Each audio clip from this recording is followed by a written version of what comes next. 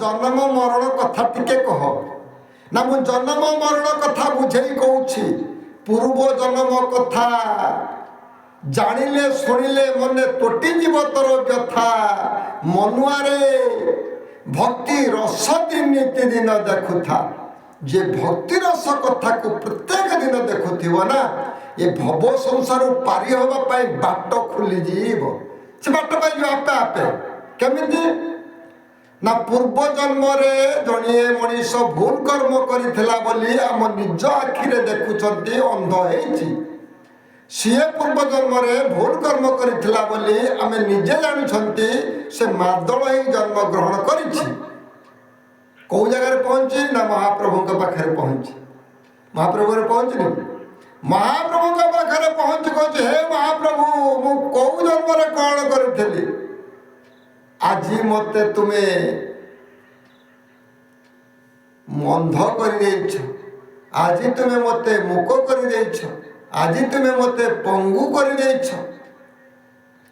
পূর্ব জন্মরে বোধে মু কিছু ভুল কর্ম করিଥିଲି এ কথা মଣିষ জানিছি কিন্তু হেলে অনুভব করু নাই ସେଇଥିପାଇଁ ମୁନି ଋଷିମାନେ ଅନେକ ପ୍ରକାର ଉଦାହରଣ ଦେଲେ କହିଲେ ରେ ମନୁଆ ପୂର୍ବ ଜନ୍ମରେ ସିଏ ଭଲ କର୍ମ କରିଥିଲା ବୋଲି ଭଲ ପରିବାର ଜନ୍ମ ଗ୍ରହଣ କରିଛି ଦେଖ ଇଏ ପୂର୍ବ ଜନ୍ମରେ ଭୁଲ କର୍ମ କରିଥିଲା ବୋଲି କୋଉ ଜାଗାରେ ଜନ୍ମ ନେଇଛି ଦେଖ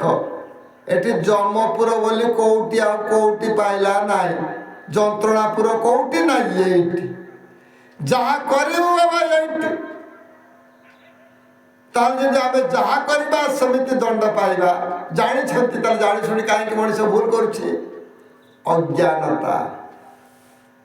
मनीष ठीक जगह रे पहुंच नाही ठीक गुरु पाखरे पहुंच नाही जदि ठीक शिक्षक पाखरे पहुंचंदा छात्र के चाकरी करि थांदा से ठीक शिक्षक पाखरे पहुंच पाला नाही काहे पाला नाही नहीं 50 मार्क रखिके मास्टर है मु कौन पढ़ेब जे ना मास्टर ना ना मास्टर ना निश्चित मास्टर कितु हेल्ले कौन 50 मार्क रखिছে से आमको कौन शिक्षा देवे 100 मार्क रखिके जो मास्टर शिक्षकता करुछि से ठीक पाठ पढ़ियो पिला ठीक पास करियो ठीक गुरु पाखरे पहुंचेला नहीं हे होछि भागरस कथा आज ये समाज रे जमिति प्रवचन दिया जाउछि कोन ना पर कथा को लेके आलोचना करूछंती किंतु भक्ति रस रे से कथा ना भक्ति रस रे से कथा नहीं भक्ति रस रो शरीर तत्व जीवन दर्शन कथा जो कथा जानिले आमे पूर्व जन्म रे पूरी भलो जागा रे जन्म ग्रहण करिबा पूर्व जन्म रे शांति पाइबा से कथा होछि भक्ति रस बाणी भक्ति रस कथा ये भक्ति भाव बाणी जानिले सुनिले सीना उधरिब प्राणी ये संसार उद्धार पाई ये होची शरीर तत्व जीवन दर्शन कथा ये संसार उद्धार पाई शांति पाइया पाई सत्यता जागृत कर शत्रु मान को विनाश कर जमपुर बोली आ कोउठी काई मु देखि नाही कि प्रमाण कर देखेबा जमपुर कोउठी अछि ना एइठी अछि आमे जहा जहा कर्म करूछंती आमे एइठी भोगुछंती आमे पूर्व जन्म रे कोन करथले ए जन्म रे आमे अंधाई कि जन्म हेचंती एकटा कोन मनुष्य जाने सब मनुष्य जानि छै अज्ञानता से अज्ञानता पे आज ये कथा करूछि अरे आमे निजे आछंती कोन कर्म करूछंती आम निजे कथा चिंता करिबा ये संसार को हमको कोन पाइबा प्रभु पठेचंती कहार सेवा करिया पाई पठेचंती कौन करिया पाई पठेचंती आमे टिके से कथा को जीवा ये कथा जानिला परे महाप्रभु हसिले महाप्रभु ठोठा कहछन करे ए मनीष सब कथा जानि छी सहित पाई तो मु कहली मनीष मुंडे जीव ज्ञान देखि संतुष्ट भगवान मनीष मुंडरे एई भली ज्ञान चिंताधारा रहिबा दरकार आज एतिके नाही बोली आज मनीष मृत्यु मुखरे पड़छि बाप पुओ को मान नाही पुओ बाप को मान नाही भाई भाई रो संपर्क नाही बंधु बंधु रो संपर्क नाही पड़ोसी पड़ोसी रो संपर्क नाही ममता नाही आमे मंदिर को जाउछंती सब मंदिर को जाउछंती सब मंदिर रे देखिबे हां सब मंदिर कोन ଦେଖିବେ ପ୍ରତ୍ୟେକ ଦେବାଦେବୀ ସମସ୍ତଙ୍କର ପ୍ରତିମୂର୍ତ୍ତି ସେ ମନ୍ଦିରରେ ଅଛି।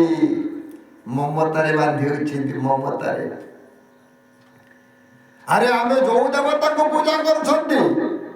ସିଏ ସବୁ ମମତାରେ ବାନ୍ଧି ହେଇ ରହିଛନ୍ତି, କିନ୍ତୁ ଆମ ସ୍ୱାମୀ ସ୍ତ୍ରୀର ଭଲ ନାହିଁ, ଡେଲି ବାଡ଼ା ପିଟା, ଡେଲି ବାଡ଼ା ପିଟା, ବାପ ପୁଅର ଡେଲି ବାଡ଼ା ପିଟା, ବନ୍ଧୁବନ୍ଧୁର ଡେଲି ବାଡ଼ା ପିଟା। କିରେ ଆମେ ତ ମନ୍ଦିରକୁ ଯାଉଛନ୍ତି, ମନ୍ଦିରରେ ଯାହା ଦେଖୁଛନ୍ତି ତାକୁ ଅନୁଭବ କରିନାହାନ୍ତି କି ଅନୁସରଣ କରିନାହାନ୍ତି କି ଅନୁକରଣ ବି କରିନାହାନ୍ତି। ତେଣୁ ଆମେ ଭୋଗିବା ତ ଭୋଗିବା କିଏ? ତେଣୁ ଭକ୍ତି ରସ କଥା ବାଣୀ ଜାଣିଲେ ଶୁଣିଲେ ଉଧେର ପ୍ରାଣୀ ବୌଳ ମନେ ହଉ ଥାତୁ ଗୁଣି ଗାଣି ବୌଳ। ଇଏ ହଉଛି ଭକ୍ତି ରସ କଥା। ଇଏ ଭକ୍ତି ରସ କଥା ଜାଣିଲେ ମଣିଷ ନିଶ୍ଚିତ ଶାନ୍ତି ପାଇବ। ତେଣୁ ଇଏ ଭାବରସ କଥା ଯୋଉଠି ଚାଲେ ଯୋଉଠି ପଡେ ମଣିଷ ନିଶ୍ଚିତ ଶାନ୍ତିରେ ରହେ କହିଛନ୍ତି ମହାପ୍ରଭୁ। ଅନେକ ପ୍ରକାର ଉଦାହରଣ ଦେଲେ, ଅନେକ ପ୍ରକାର ବୁଝାଇଲେ, କହିଲେ ଶରୀୟତ ଜୀବନ ଦର୍ଶନ କଥା। ଇଏ କଥା ଶୁଣିଲା ପରେ ସମସ୍ତଙ୍କ ପରିବାର ଶାନ୍ତିରେ ରହନ୍ତି, କାରଣ ମମତାରେ ବାନ୍ଧି ହେଇଯାଅ, ମାୟାରେ ନୁହଁ। ଯୋଉଠି ମମତାରେ ଆମେ ବାନ୍ଧି ହେଇଯିବା